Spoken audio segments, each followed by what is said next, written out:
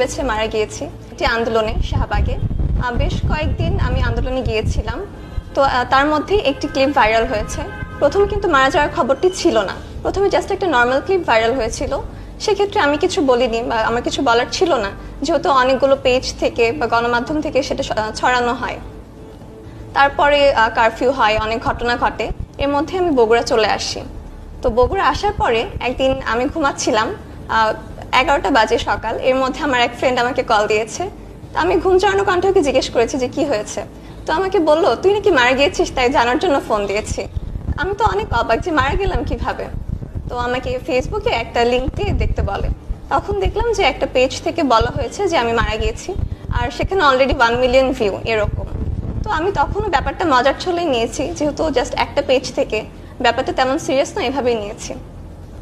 এরপরে একে একে আমার আম্মু ভিডিওটা দেখে, আম্মু বলে যে